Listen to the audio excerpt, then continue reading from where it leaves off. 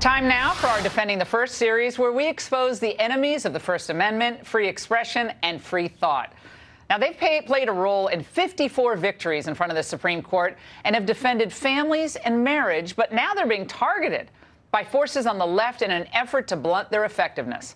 The Conservative Alliance Defending Freedom was targeted by this disgusting Billboard campaign in New York City's Times Square. Caleb Cade, a spokesman for the group behind the campaign, defended the smear, saying, quote, "We want to remind people that there are still really insidious forces at work against our community. ADF has been leading that war for a long time." Here now to respond, Jeremy Tedesco, Senior Counsel for Alliance Defending Freedom. Jeremy, I have a gay brother. I love him very much, so I didn't like that sign at all. I thought it was hideous. That was a group opposing your group. What's going on here? Well, look, ADF, the sign's preposterous. ADF is the most successful, respected Supreme Court advocate in the country on First Amendment rights. We've won 9 cases in the last 7 years in front of the U.S. Supreme Court. And that's really only a snapshot of our work. We've also won 400 victories on college campuses, protecting students' free speech rights on campus. We defend churches all the time against discriminatory policies that exclude them from benefits and programs simply because they're religious churches, religious institutions. And so our work is broad in scope. We do a lot of great work. We protect everybody's freedom. So your point in the cases involving the gay movement would be religious freedom cases? Is that right? Yeah, those are religious freedom. They're really compelled speech cases. And, you know, their ad is completely misrepresents everything our cases are about. But it's incendiary. They want to get people's attention, and look, they got mine. Right. And our clients serve everyone. So the people we represent in those cases are creative professional clients. They serve everyone. They just can't create art promoting every message. And that's the most important thing. Jack Phillips, we just won his case at the Supreme Court as a cake artist. He declined to create a cake celebrating a same-sex marriage. Would you represent a gay group if their First Amendment rights were being violated?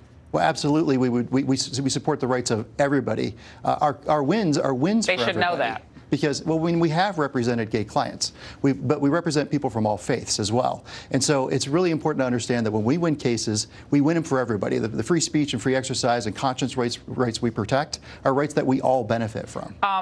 The Southern Poverty Law Center figures in here because they've branded you a hate group. And they've put people like me and other conservative commentators on hit lists, which are really despicable, as anti-Muslim forces.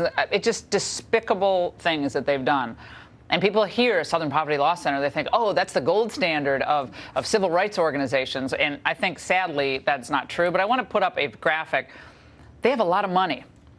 Total assets, $477 million. Endowment, you see it there, $432. They do a big, as you told me during the break, they have big mail solicitations. They get a lot of money from that.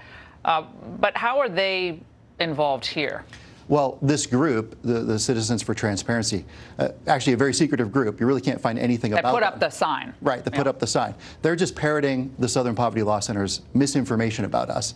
The Southern Poverty Law Center has been discredited for decades by investigative journalists, charity watchdogs, commentators. What they do is they attack people who disagree with their far left conservatives. It's an attempt to intimidate people. Absolutely. From expressing themselves. Like, we want more speech in this country. I like the fact that we have a First Amendment for people of all backgrounds, political backgrounds, religious, sexual orientation. Have your voice. Respect each other in your conversation. But the idea of intimidating people, especially, I know they're not going to intimidate you. You guys have had a pretty darn good record at the court. They're not. And what we'd like this group to do is come out of the woodwork. Let's have a conversation. Let's debate the issues. Don't hide behind secrecy. Don't be anonymous. Come out and let's have a debate about the issues. We're happy to do that. Well, it's great to have you on. Thanks so much, Jeremy.